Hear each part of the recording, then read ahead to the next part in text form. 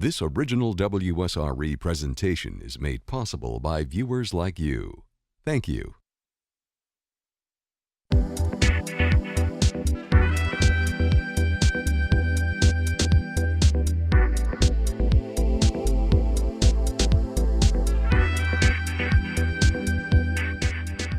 Hi, I'm Dee Dee Sharp, and welcome to this edition of The Aware Show. As always, we're glad to have you there.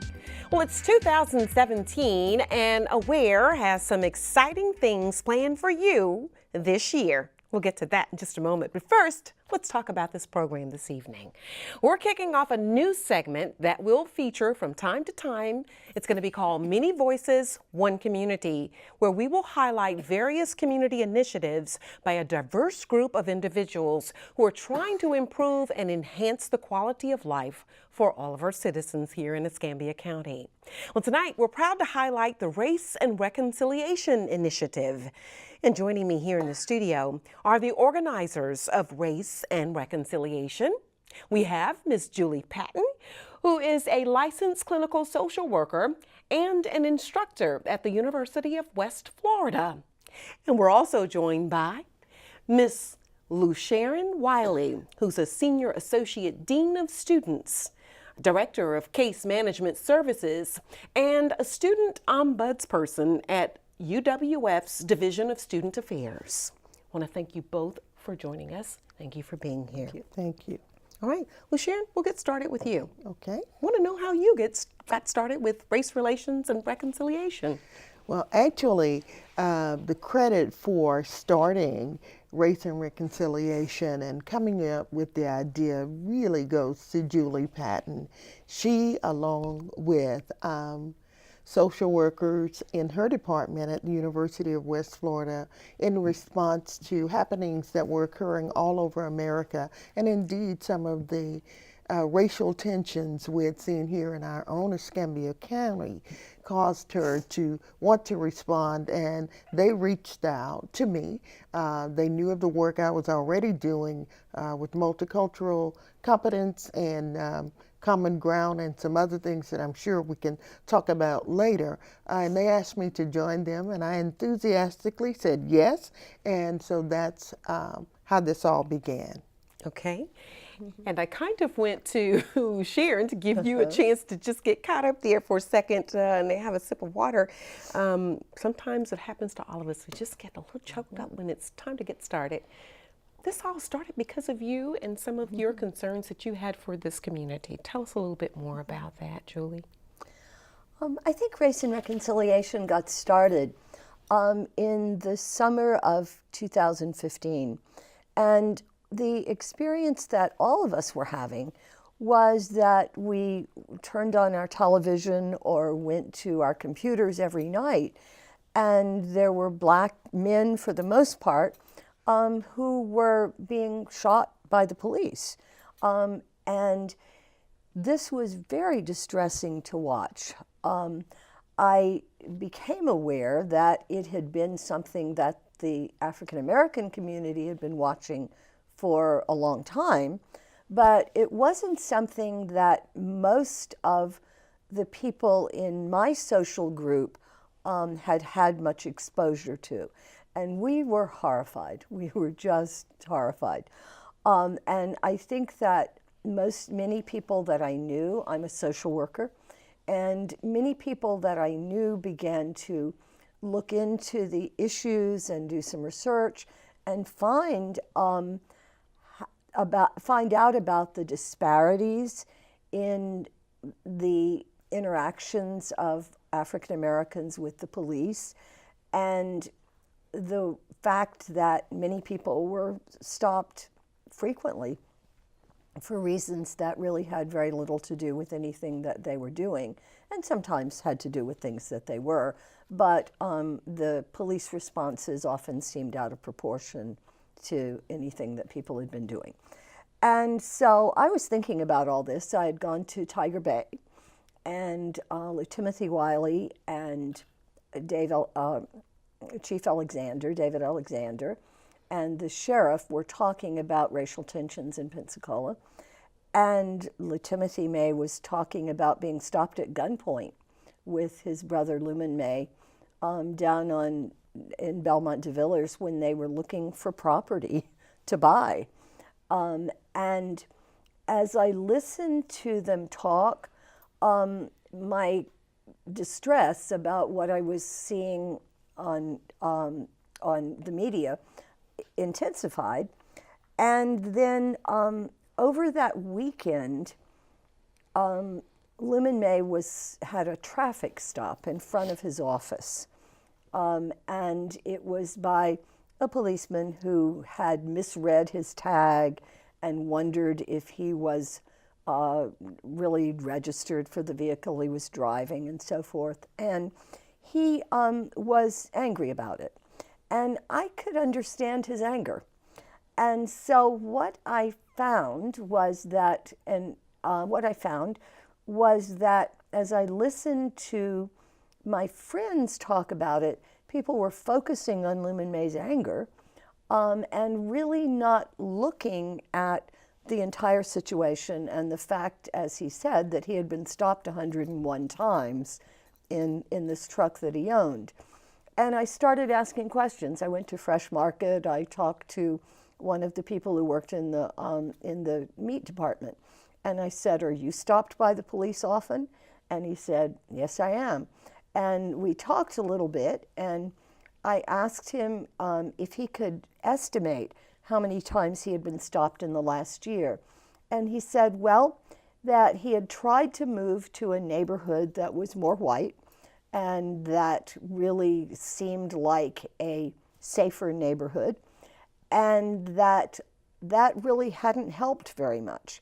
He still was continuing to be stopped by the police, and that he would estimate that he was stopped 7 times a year. And we talked a little bit more, and I said, "Do you think this is common? Is this something that happens to people that you know as well?" And he said yes, that it was really an issue for most people that he knew. And so my concern grew, and I wrote an editorial for the Pensacola News Journal. And in the editorial, I really defended Lumen May and said that I could understand his anger. I gave some statistics about disparities in the rate at which people had traffic stops by the police. And I asked people who wanted to discuss this issue and the issue of racial tensions nationally to contact me. And so over 30 people, 33 people wrote to me or called me and said that they would be very interested in having a discussion. And that's how Race and Reconciliation started. We met, we talked, and we continued to meet. And that was 17 months ago, almost 18 months ago.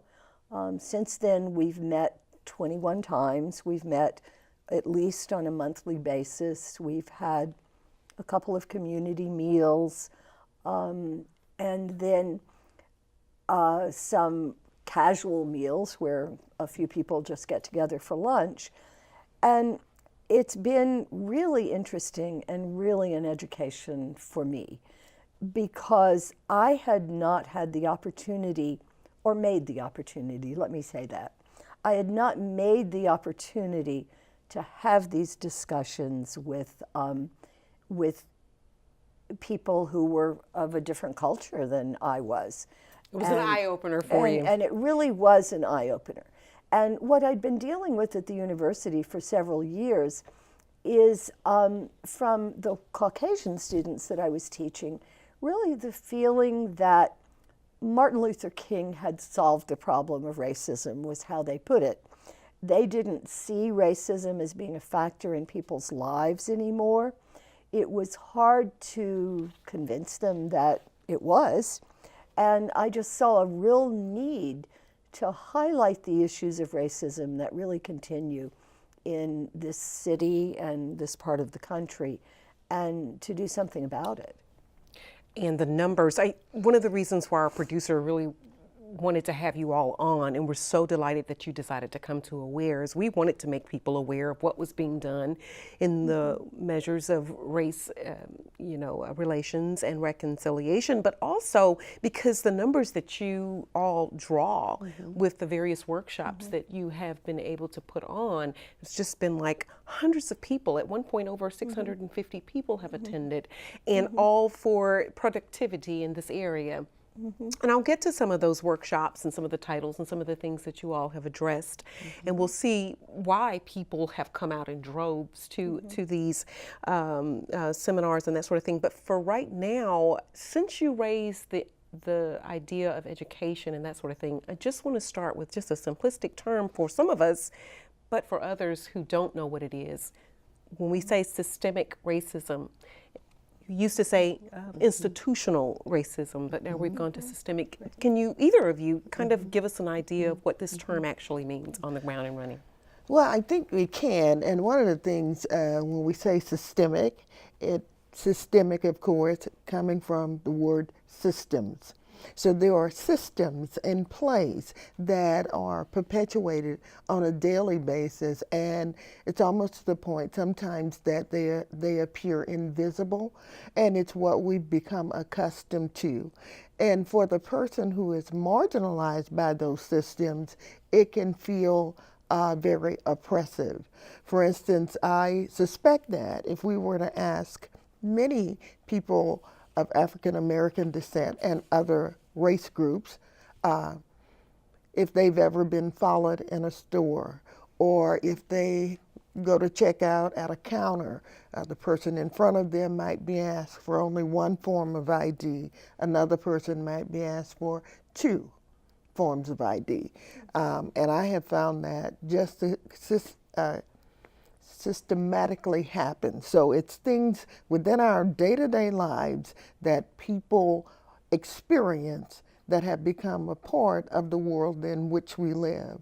I was just talking with a fellow earlier this week who was not of the same race group that I am, and he talked about how when he went to get financing, the financing that he got was 4%, yet he heard the salesperson saying to a person of color, well, I think I can get you 8%. So it's those disparate treatment that we see, and that goes from the school systems that we have to jobs, who is qualified for a job, who gets to be in those jobs, the good old girl, the good old boy network, and there are things, it's the taken for grantedness lives that we live. And I think through this whole idea of just raising the awareness of what is happening, so that not only do the people who experience those systems that have been built up through our lived experiences, our historical experiences, as having 2 societies in America. And even though we did have Brown versus Board of Education, and we had the civil rights law that was passed, laws can be passed, but our minds have to change, and the things that we do have to change. And yes, lots has changed.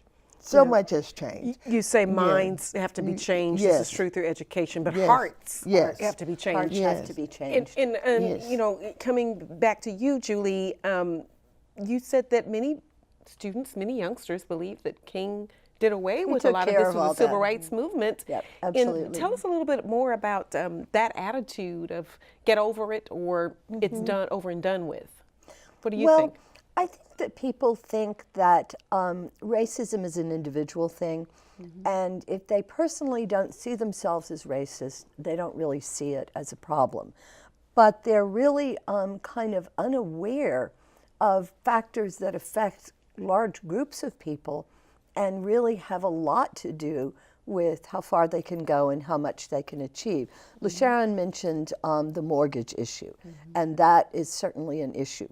I had a friend who applied to buy a house, and she and her husband were both employed. They got document after document to the financiers. It dragged on and on and on.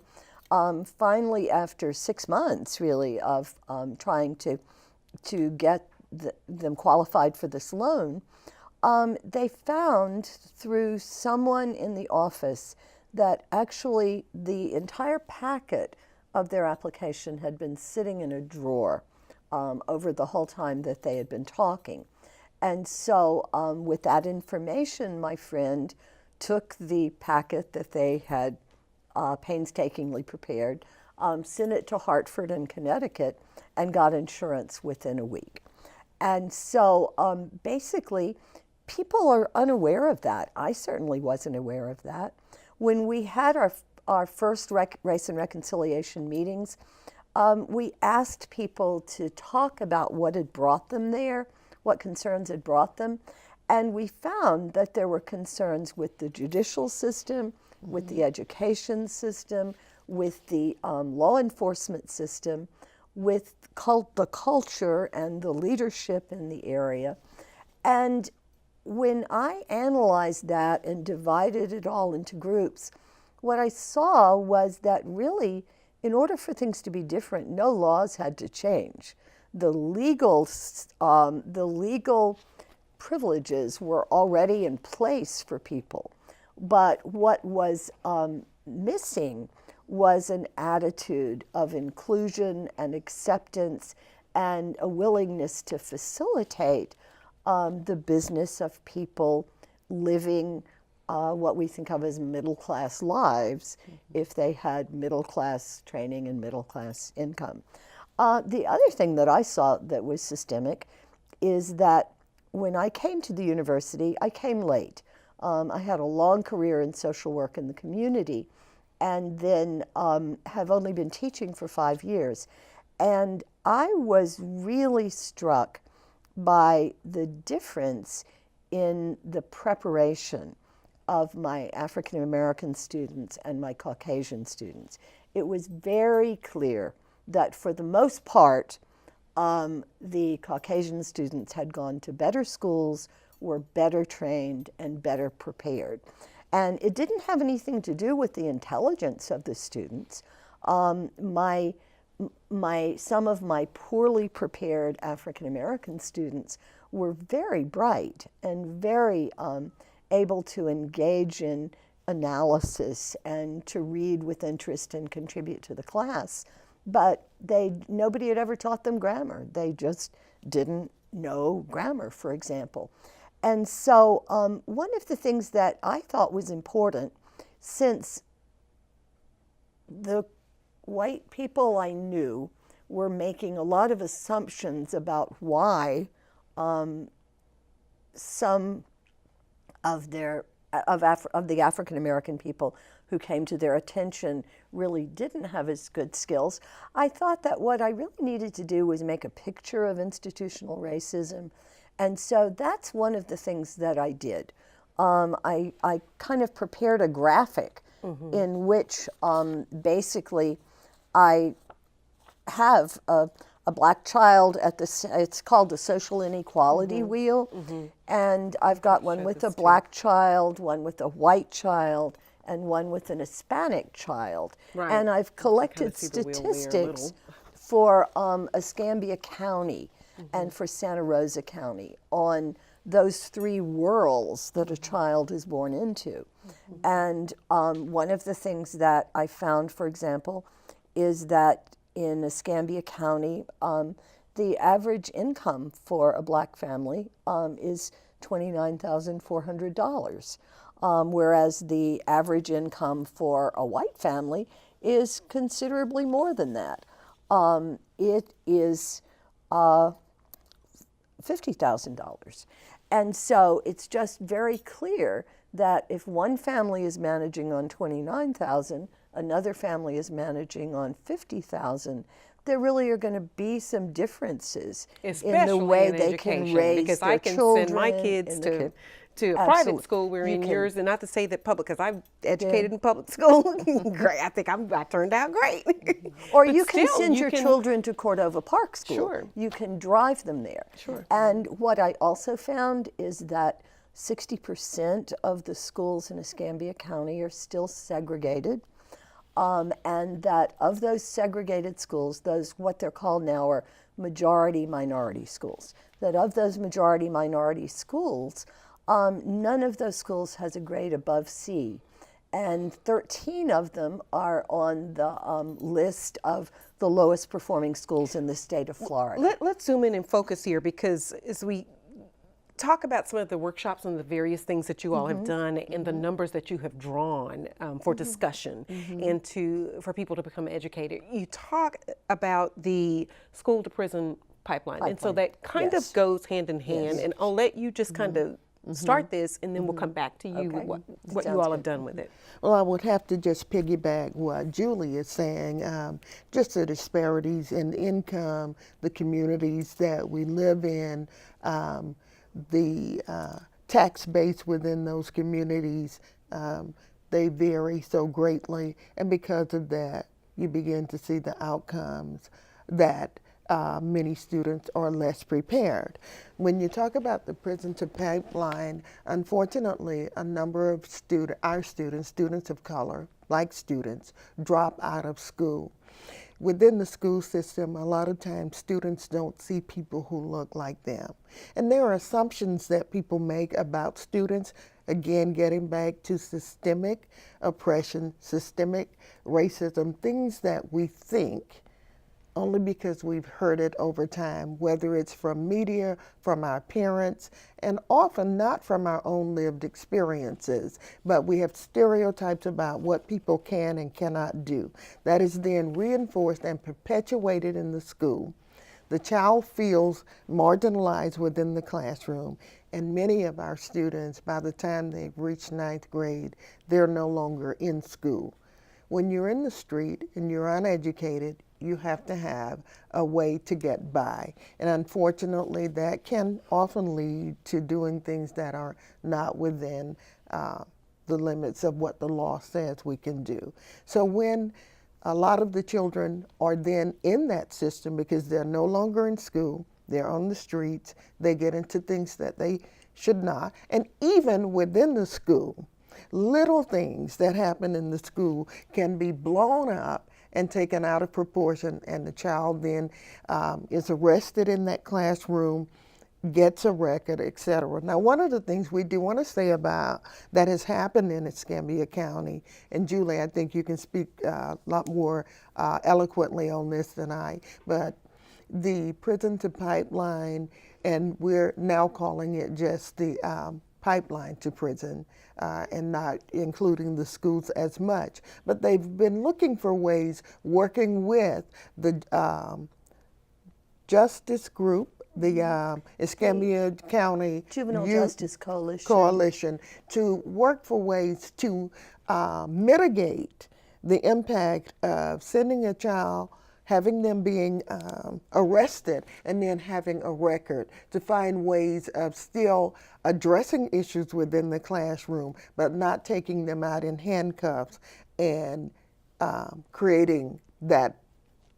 You know, and many civil rights groups have come forth and said that there seems to be a connection between a student, you know, back in the day we had zero tolerance for drugs and zero tolerance for weapons in school and that sort of thing, but zero tolerance has expanded to so many other things, like you said, that puts kids out of school. And I don't want to just focus on just school per se, but it seems to be at a greater margin that African American students are suspended and or put out of the schools, and it does seem to impact in some way. Julie, you all have been kind of zooming in and focusing on this locally and nationally. The reason that we've been zooming in and focusing on it, my friend Paula Montgomery is out of town tonight, but she has really been working very hard on it with the League of Women Voters and the Juvenile Justice Coalition. And what got her started with it is that Escambia County is the subject of a lawsuit by the Southern Poverty Law Center because we suspend more children in Escambia County than any place else in the nation. Our suspension rate is 27% higher than for the rest of the state of Florida, and then Florida is the highest rate in the nation in terms of suspensions. And so the Southern Poverty Law Center brought a lawsuit against Escambia and Okaloosa County in 2012. And at this point, Okaloosa has really allocated more money for education and eliminated out-of-school suspensions, a whole variety of things, so that they're no longer out of compliance, but Escambia County still is. And so we are very concerned about that in the League of Women Voters as well, because if a child is arrested in school, for the most part, he or she is doing things that children did when I was in school, but they weren't arrested. And if a child gets arrested and charged, then part of what happens is that he then has a probation officer. He often pleads guilty because that avoids him having to go through a jury trial, and he's sort of urged to do that. But that means that he has a probation officer. Then if he misses an appointment with the probation officer or something of that sort, he can actually be remanded to institutional care, either in the juvenile justice system, or he can be charged as an adult. And so one of the things that the League of Women Voters has done is persuade the local chapter, actually, is kind of persuade the state League of Women Voters to set up a juvenile justice coalition to address this whole area of discipline in schools. What do you say to people who would say, well, they just should be trained better at home so that this doesn't happen?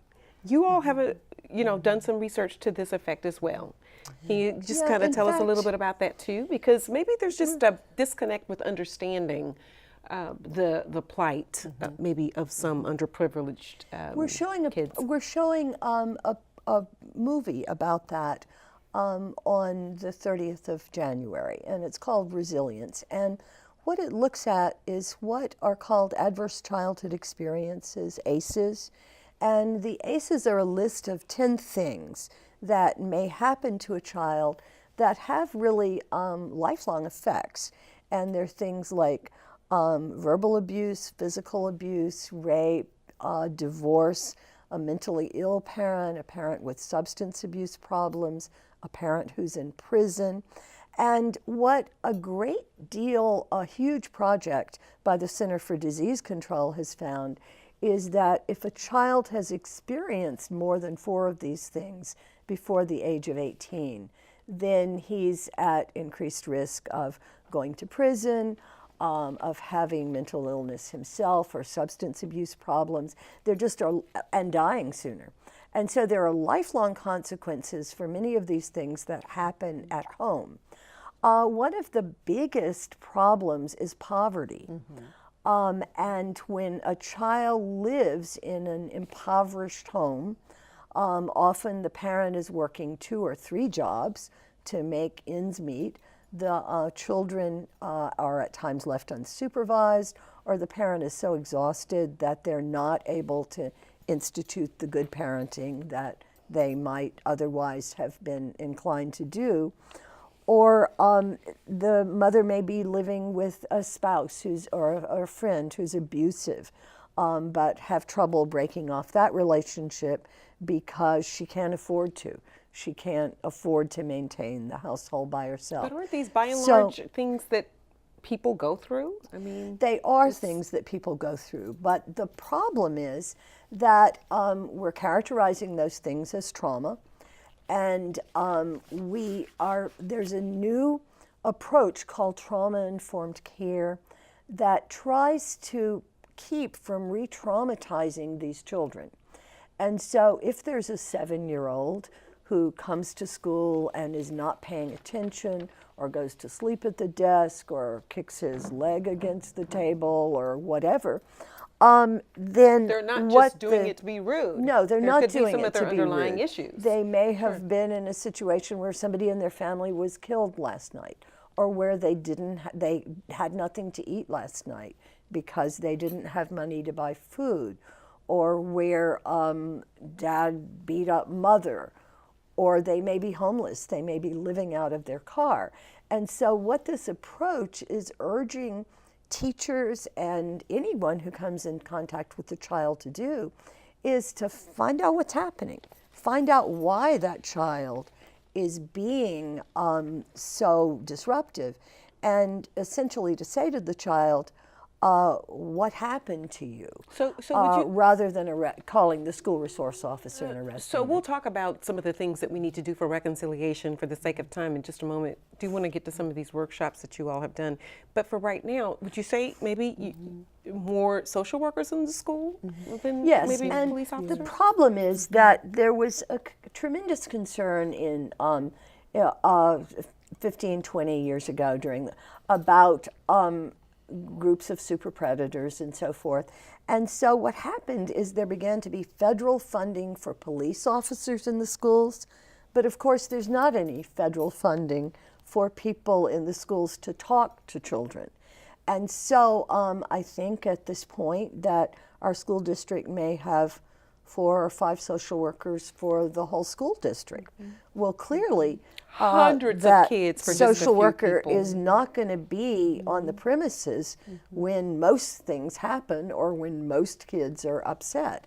And so I think we need to kind of flip this around where our main concern is not with punishing children, but with finding out how we can support them so that they can be resilient. I think too, though, but what's when you talk about the need for social workers, I definitely agree with that. But I think it also needs to be from the perspective of the instructor in that classroom, the teacher, also coming into the classroom with an ethic of care, with caring about the student, with being willing to ask what's going on, to perceive that there is something deeper than what is obvious. Because I agree, Julie, that we have moved, unfortunately, to a place that the response is so often punishment, get the person out of the class, call the resource officer, get him out of the school, rather than what is happening.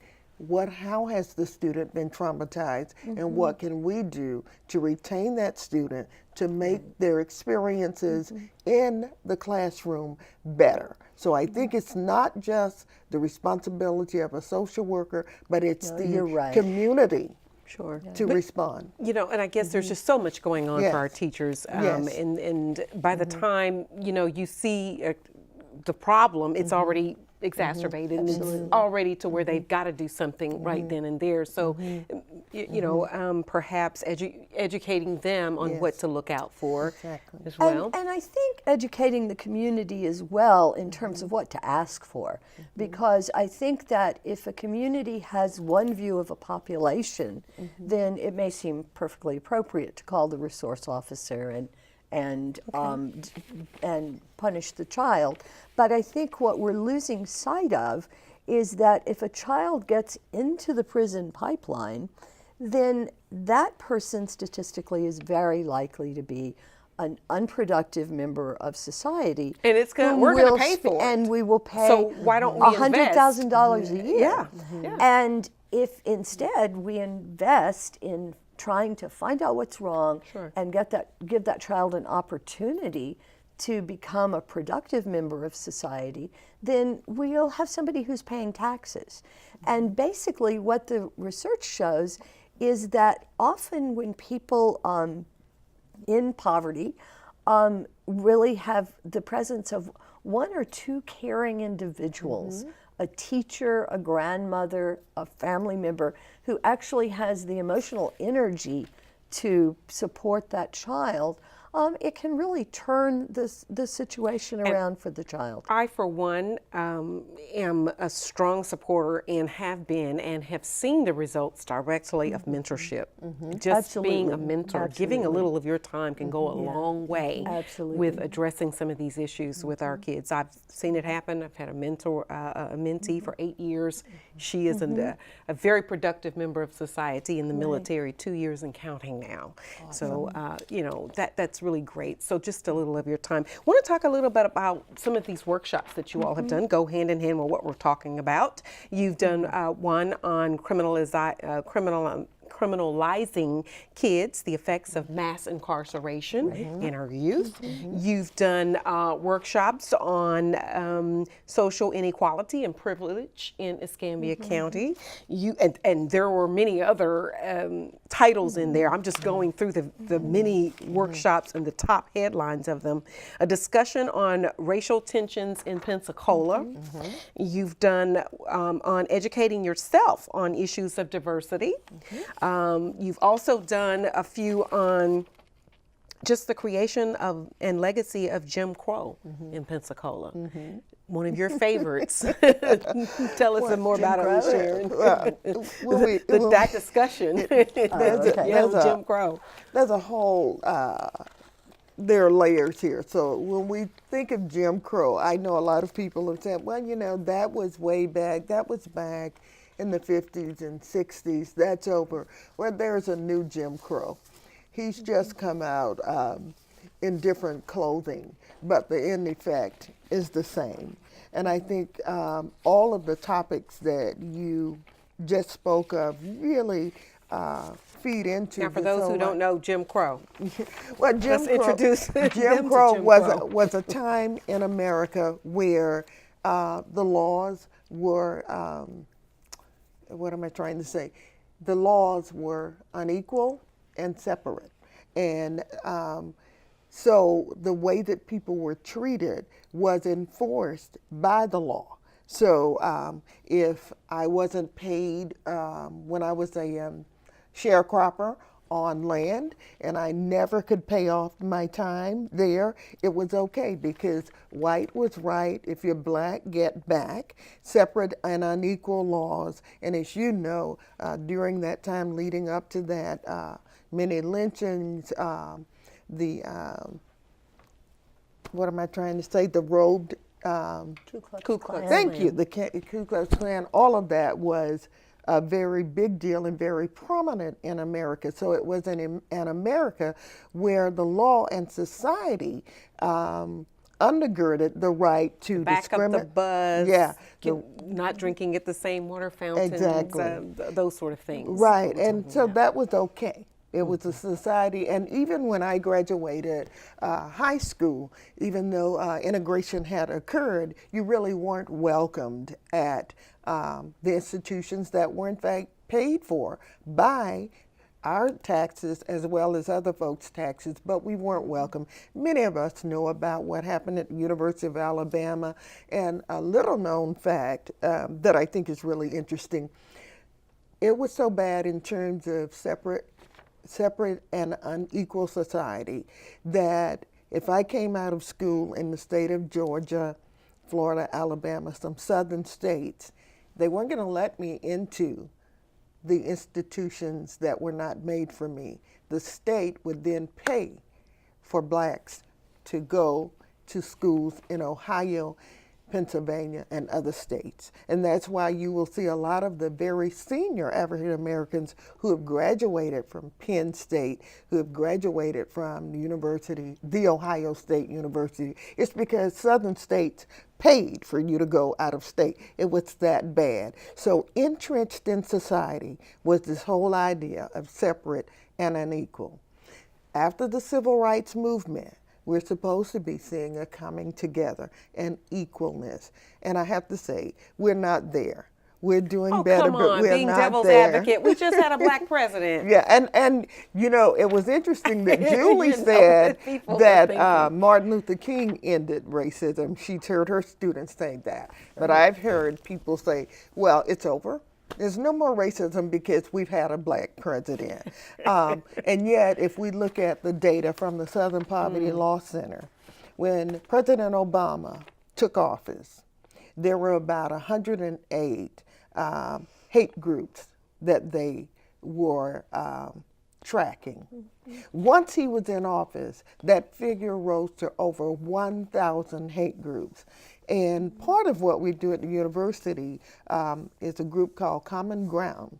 We are also one of the few universities in the nation that is also a Southern Poverty Law Center university, which means that a lot of the programs we do we associate those programs with the tenets of getting rid of racial hatred and getting rid of intolerance and creating common ground so that as a society we can move toward social justice and social equality.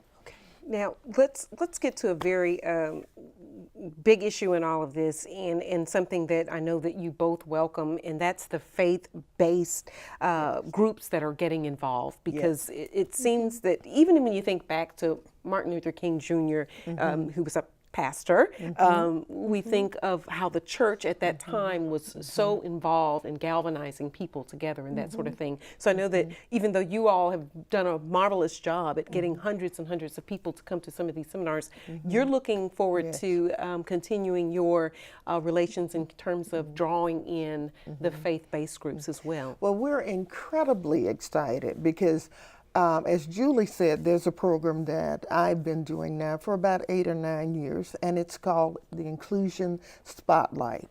And this grew out of a brainchild that I had to bring people together from the community so that our students, faculty, staff, whomever wants to come, can come and hear about people in our community who are doing amazing things. But the one that we're going to do this year is the departure. Usually we've done it on one person.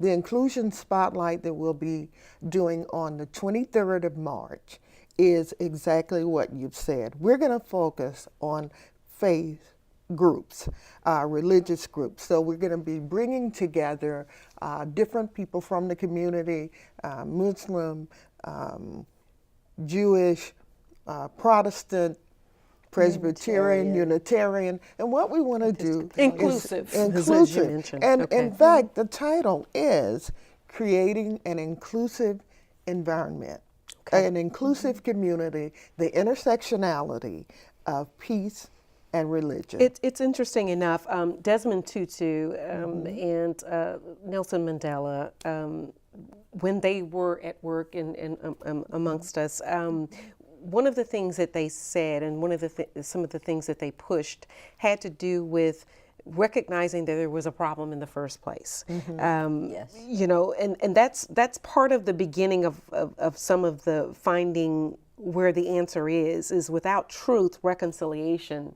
is not possible, is what they believe. So it was recognizing there was a problem.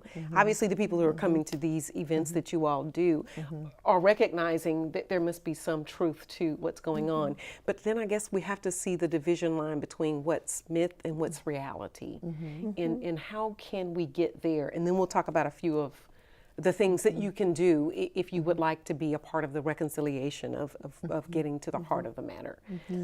What comes to mind, that Julie? was the point, really, of gathering statistics on Escambia and Santa Rosa counties. Okay. Because those seemed like facts that said, okay, this is what we have. I guess another thing that I think of is that the discussions about things like, for example, in March, we're probably going to have a program called Feminism, Black and White. And we want to look at some of the tensions within the recent Women's March. And I think that what prompted it is the perception of some of the Black students and friends that I have that feminism is a white women's movement and that it's left Black women behind, and that white women are not willing to look at the intersectionality of a number of factors that are products of discrimination and cause problems for people. And when they have had their demonstration and had their fun and had their say, they're willing then to just walk away and leave Black women in situations where they have many more severe issues with economic discrimination, with getting jobs, all kinds of things. And so I guess that what we've tried to do in our workshops is highlight the ways in which discrimination occurs and get people to talk about them, because it's really trying to establish kind of the factual basis of what's happening, not our idea of how we'd like it to be. And we always say education is key. It's kind of hard to be the answer when that's in some people's eyes part of the problem. Just want to take a look and just zoom in and focus on how people can get involved and how people can help on the reconciliation of this. And I guess it all starts to some degree with believing, as I mentioned, that there is a problem in the first place, and believing people when they say that they are experiencing racism and that it's not just a myth, that it is a reality for them. I think, though, one of the concerns that I have is how do we define education? And unfortunately, when many people say education, they believe that it's a formal setting where you pull out books and you read.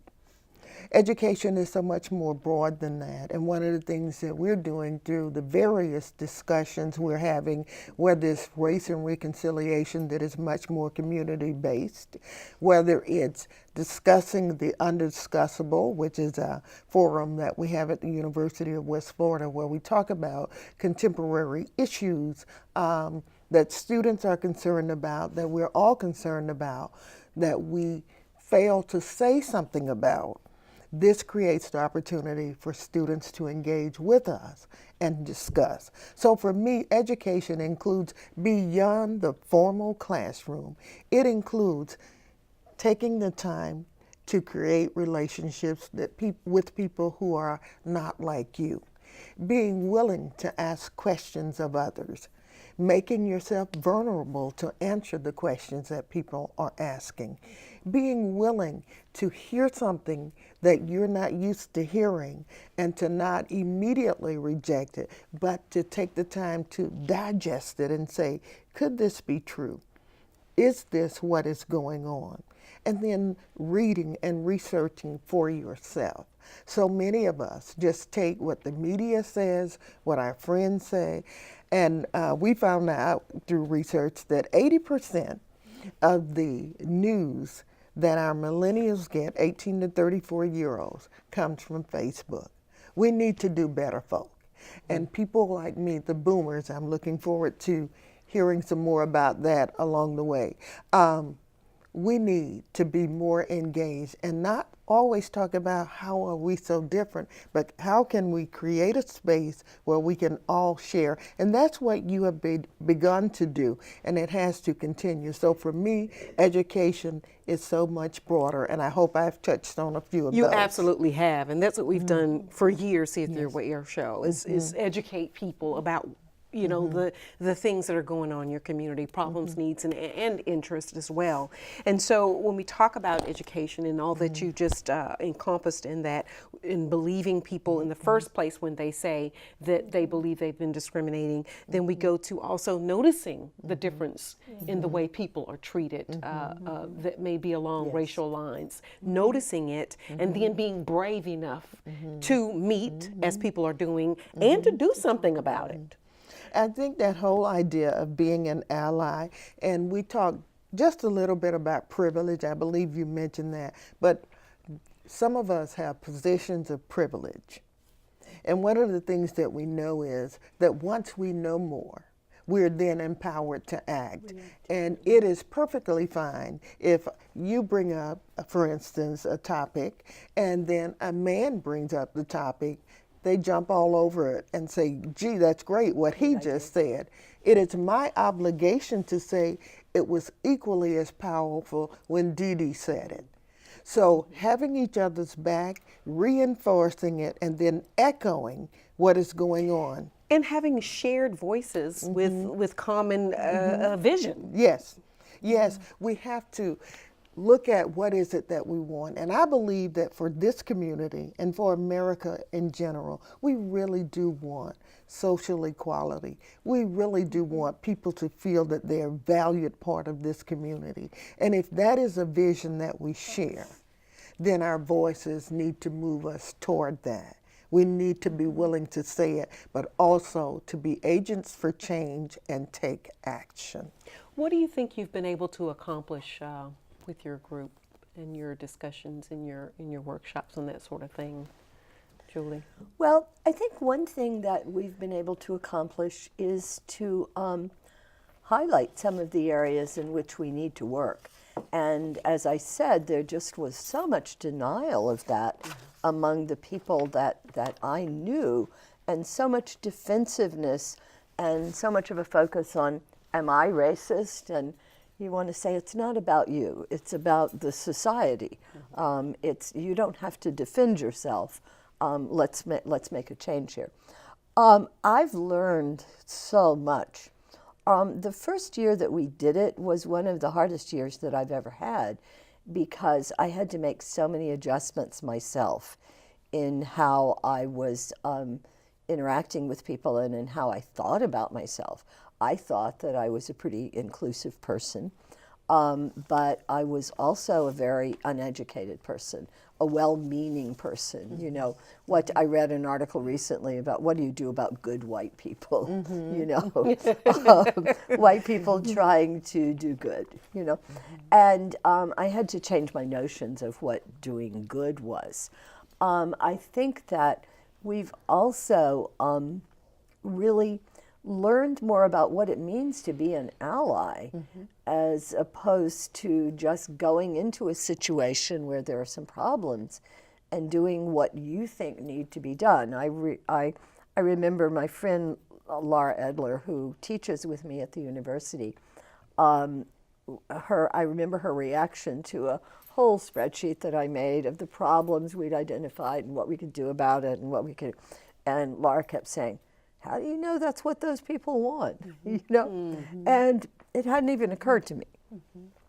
I think that has historically been the issue, that the voices of all the people have not been included. Exactly. And I think the Race and Reconciliation group, as well as some of the other forums that we've spoken of, has broadened who's invited to the table. Absolutely. And see, when a person is invited to the table, it's not just enough to be at the table. You have to have a voice at the table. So giving voice to the voiceless, being an ally, standing up for those rights when you see instances of social injustice. It's all of that, because so many of us are well-intentioned. And it is Peggy McIntosh that talks about, not Peggy McIntosh, she talks about unpacking the invisible knapsack. So many people have invisible privileges, and it is a taken for grantedness of their everyday lives as people who are not marginalized. But when you begin to be aware of the privilege that you have, then you have to say, now how can I use the privilege that I have to make it better for someone else? And it's you know, it's easy to see sometimes, you know, because I'm in the skin, you know, that I wear, and I can see it from this perspective, you know, and, you know, yet when you're just sympathetic and empathetic, it can be just as easy, even though you may not experience it yourself. If you just put yourself in someone's shoes and kind of walk in that. And, you know, the intentionality of it, to do that will help you to be educated. You know, time is of the essence here on the Aware Show. There's only so much time. You could easily talk to you all forever about this. But for those who would say, you have organizations like Black Lives Matter and Blue Lives Matter, and this thing that just continues to just kind of spiral. I think that the thing to think about, and you all have done a seminar on Black Lives Matter and that whole thing, the thing to think about is it's not so much that all lives matters or Blue Lives Matters or Black Lives, it's just that what I think, and not to be on their horn, it's just that we're trying to just draw attention to the things that you have seen on television and things that have not just been overt, but very in your face and matter of fact that we matter too. You know, not that we want to separate. Well, and treating people with respect. That's it. I went to a meeting recently where the new president of our university was asked whether the University of West Florida was one of those politically correct universities and politically correct was said in a derogatory way. And I guess I was thinking afterwards that political correctness is nothing but applied kindness. Basically, what you're making an attempt to do is call people what they'd like to be called, treat them as they would like to be treated, not even always as you would like to be treated, but as they would like to be treated. It's trying to be sensitive to what things cause people pain, not call them things that cause pain and so forth. And so I think that what I like about LeSharon's inclusion series is that the idea is not just non-discrimination, but it's also inclusion. It's also drawing people in and letting them know that you respect them because you're treating them with applied kindness. And respect. And respect. That's a big word. Absolutely. Right there in a nutshell. And respect. Just a second or two left. Where do you all hope to go? I mean, you've rallied the troops. I don't, you know, your heart, your spirit, the mind is there that draws people in. Where do you hope to go from here? Another 650 at your next meeting? Absolutely, absolutely. And I think beyond that is continue the conversations, to broaden the conversations, and to be open to new ideas, because it was Margaret Mead that said, never underestimate the power, you know, that comes from people having a shared vision. So, yeah, we don't know where it may go, but we're going to keep working toward wherever it goes. Well, and I think we're going to keep working towards continuing to give people a voice and a place to use it, and also towards bringing some guest speakers in, because what we see at the moment is that people are waking up in a way that's unprecedented in my lifetime. Actually, I think the election of our not so kind, not so respectful president has helped with the waking up. And we want those awakened people to look at what we can do to help. Okay, very good. All right, thank you all so much for being here. And if you'd like more information on race relations and reconciliation, you can certainly visit one of these lovely ladies with the information here provided on the screen. And as I mentioned at the top of the program, we have some exciting new things planned for you here on The Aware Show. In addition to the Aware Profiles, Aware Road Trips, Aware Town Halls, and the Aware Concert Series that we've done for years, Aware will also feature brand new segments coming to you, just like our many voices here in one community that we showcased here tonight. Aware will also feature Boomer Nation, where we will highlight issues impacting a unique segment of our population, baby boomers. We'll also feature a new segment called Cutting Edge Medicine, where we will highlight some of the newest medical breakthroughs and tell you how medical researchers are close to finding cures and even eradicating specific diseases. And finally, we'll have Aware Global Perspectives, where Aware will explore events that are happening throughout the world, and we'll let you know how these events and issues impact our local community. Until the next time, stay informed. I'm Dee Dee Sharp. Thanks, stay aware.